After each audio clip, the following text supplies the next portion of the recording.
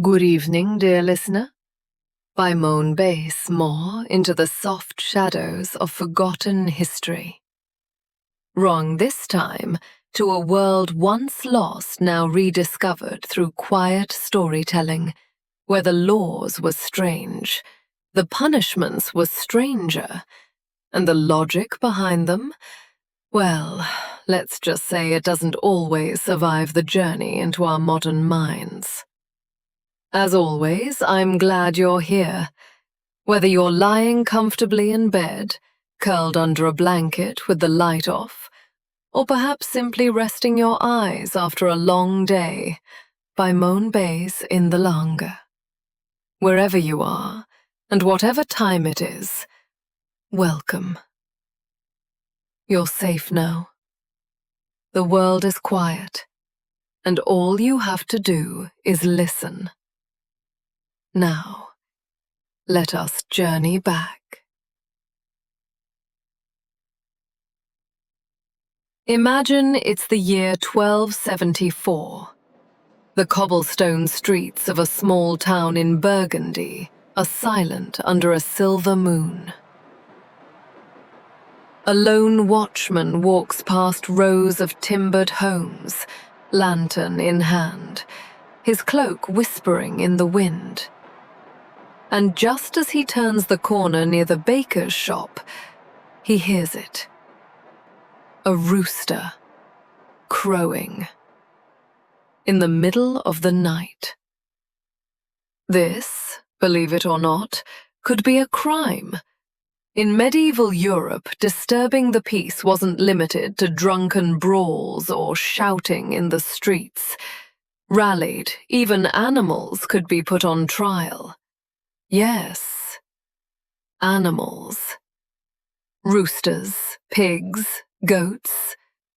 They could be charged, tried, and even sentenced by a court of law.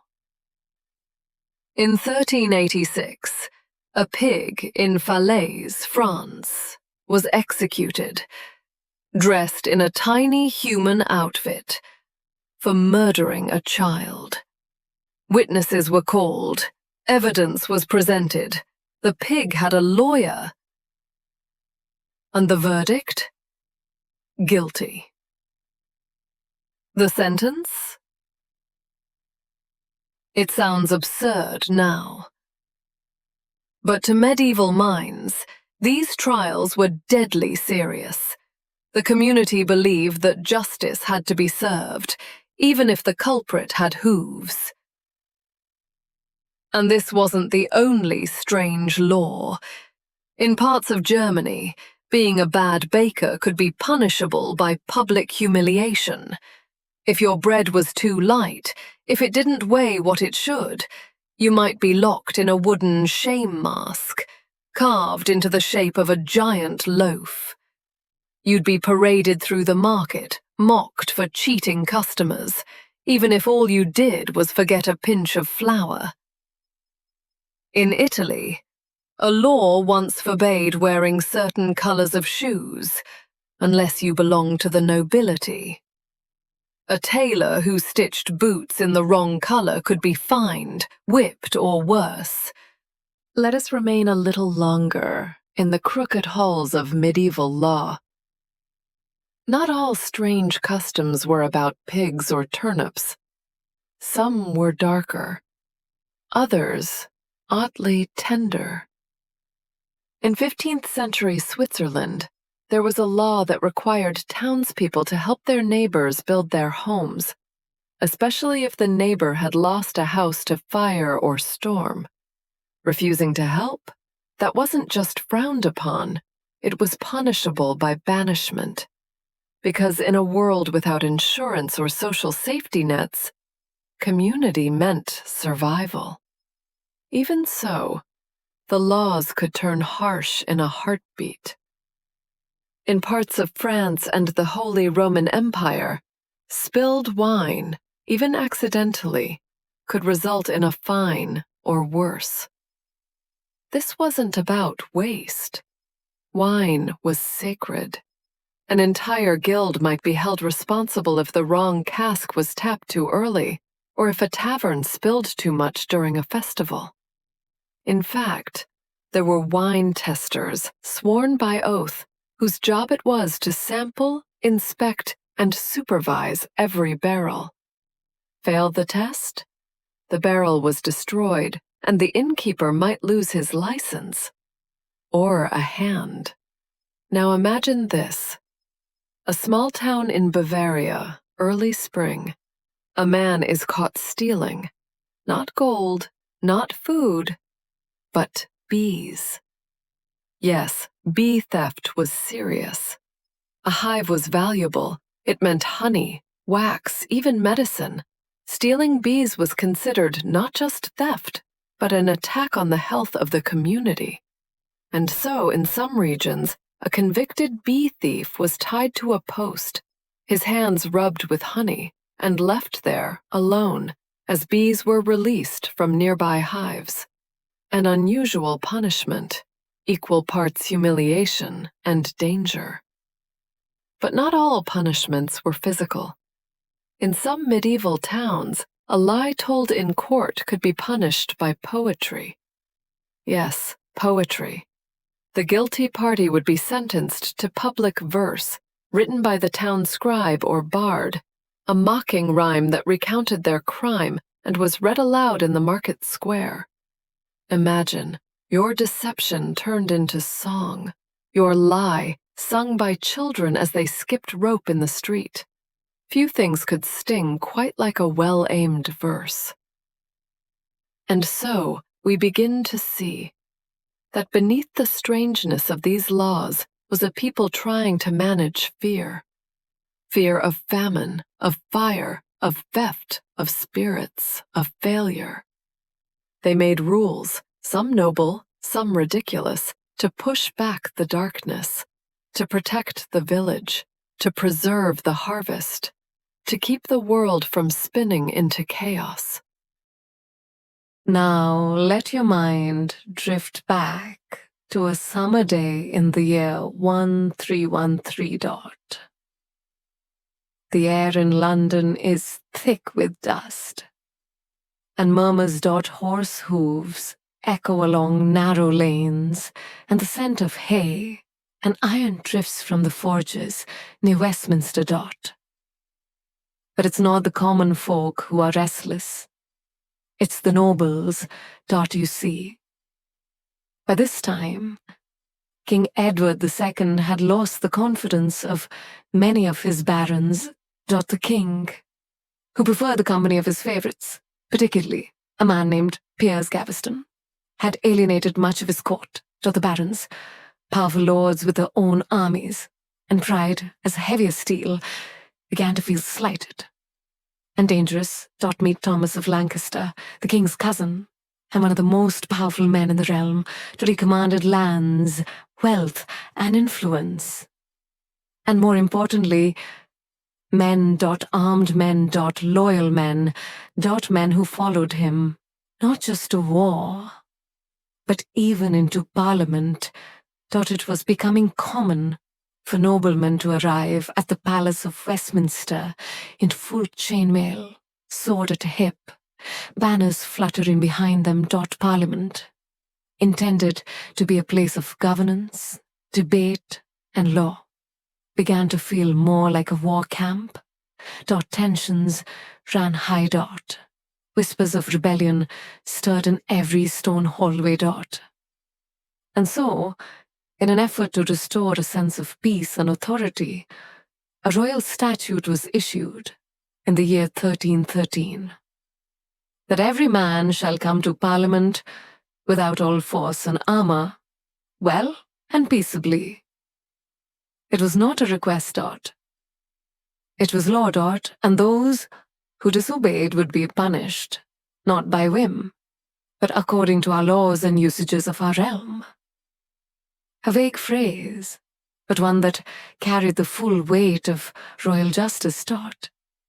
And yet, just 5 years later, in 1318, Thomas of Lancaster stood accused of violating this very rule. He had allegedly entered Parliament with a retinue of armed retainers, cloaked in mail, swords visible, defiant Dot. But Thomas, at the time, was untouchable. The king's council was too afraid to punish him directly. The law had been written, yes. But even the sharpest ink fades beneath the shadow of a sword. Still, the statute was never repealed. Never overwritten. Never struck from the scrolls. Which means that today, over 7 centuries later, it is still illegal to enter the Houses of Parliament carrying weapons or wearing armor. So imagine for a moment a quiet guard standing at the entrance of Westminster today. A man in a crisp modern uniform. And beside him, a small, unseen ghost, a parchment rolled in his sleeve. The shadow of Edward II's law, still whispering through the stone. You may walk past in silence, carrying your briefcase. But if you carried a sword, if you wore a helmet, the law would awaken. It waits. Unseen. Unchanged. Like so many medieval rules, quietly resting beneath the surface of our modern world. And so, as you drift now into a softer state of thought, let this image float gently in your mind. A parliament built of stone, surrounded by mist. Inside, no swords, no chainmail, only voices. Imagine not a modern stadium filled with cheers, but a dusty, crooked lane between village hedgerows. Shouts rising into the early dusk.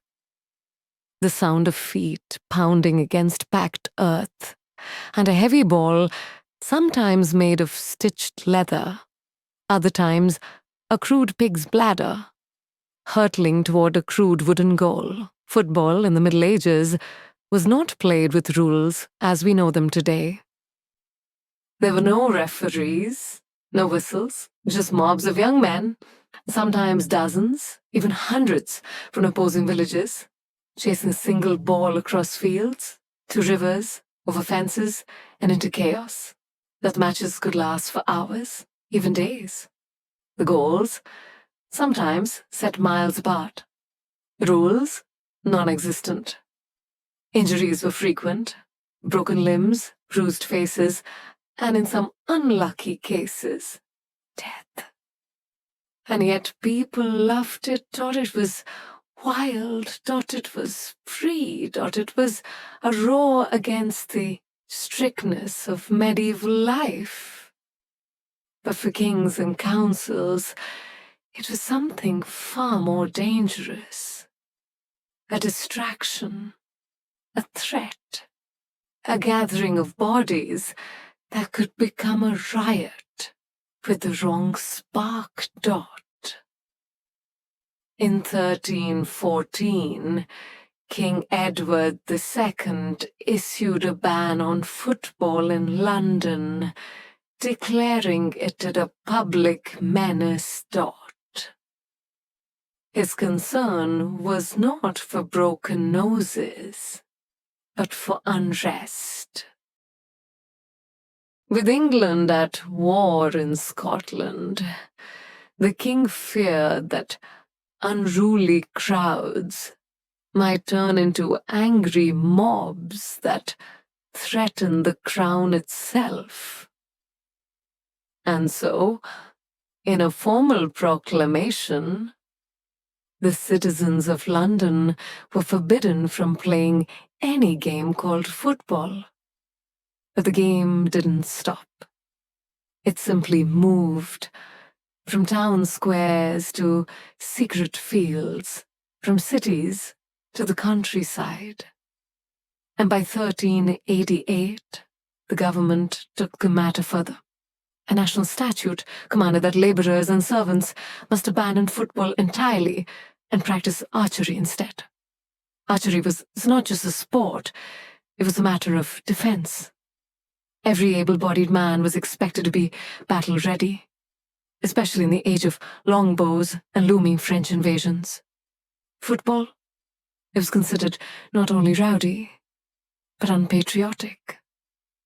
By 1410, breaking the football ban could land you in jail for 6 days. A stiff sentence for a bit of rough and tumble. But enforcement, as it is often in history, was inconsistent. Most lords turned a blind eye. Some even joined in.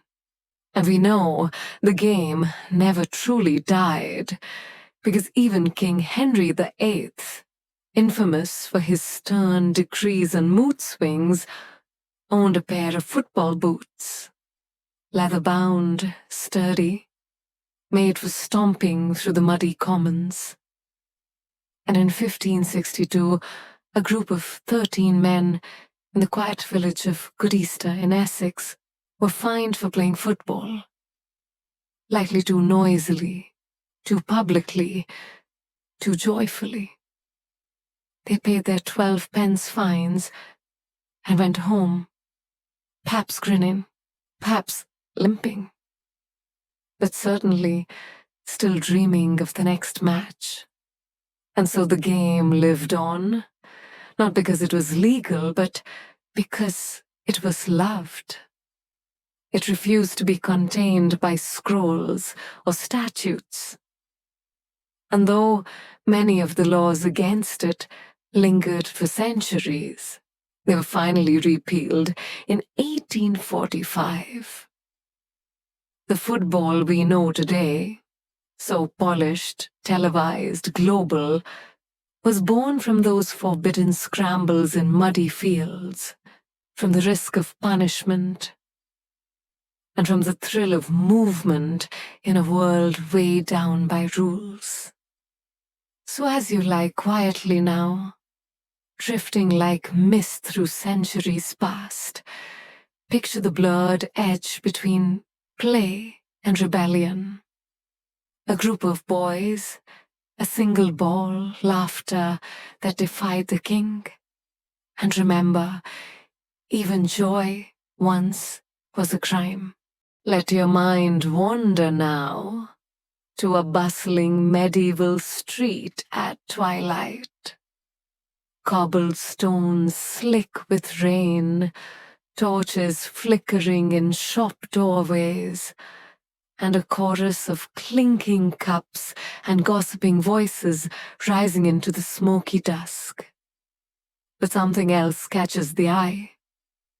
Not the carts of turnips or the clang of a distant bell, but the clothes dot the fashion. Bright, elaborate, strange. Men with narrow waists and padded shoulders dot strutting figures in tunics so short they barely brush the thigh. Some so daring, they require separate garments just to preserve modesty. These were not the rags of peasants, nor the silks of kings, but the bold rebellion of tailors and trendsetters who cared less for rules than for how many heads turned in their direction. Dot male fashion in the late Middle Ages had become daring. Shocking even dot, in 1463, the crown had finally had enough. A statute was passed, firm, formal, frustrated, decreeing that no person under the rank of lord shall wear any gown, jacket, or coat which does not cover the genitals and buttocks. It wasn't just a matter of decency, dot, it was about class, dot. In medieval England, your clothes told the world who you were, your status, your rank, your place in the divine order, dot.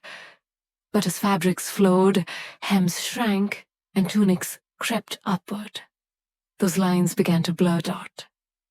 Men of modest means started dressing like nobles. Dot silk sleeves fluttered on the arms of apprentices. Dot pointed dash toe shoes curved like horns upon the feet of merchants. These shoes, called Krakows or Pulanes, were so exaggerated in length that wearers often tied the ends around their legs just to walk without tripping. Some were over 20 inches long. 20 inches just for a toe. The shoes weren't just fashion. They were theater. Status. Temptation. And so, the same law that restricted tunics also struck at footwear. No knight, under the rank of lord, esquire, or gentleman, shall wear any shoes or boots having spikes or points which exceed the length of 2 inches. The penalty: a fine of 20 shillings. Nearly £700 by today's measure. A fortune for a tailor. A wound to a tradesman's pride. And yet, like all fashion, the rules were hard to enforce. Clerks and watchmen might turn a blind eye. A bribe might loosen the grip of justice. Or a quick cloak might conceal what the law forbade. Still, the pressure was there, subtle, ever present. A reminder that fashion was not just expression, but power. To dress above your rank was not simply vanity. It was subversion. It was pretending to be more than you were. In a world built on hierarchy, that was no small crime. And so we return now to the image of a young man. His boots tied with ribbon, his tunic scandalously short, stepping out into the muddy street. Lantern light dances along the tips of his shoes. A constable watches him pass. Perhaps he says nothing. Perhaps he waits. Perhaps he follows. Because even in a world of kings and castles, the sharpest battles weren't always fought with swords. Sometimes they were fought with fabric.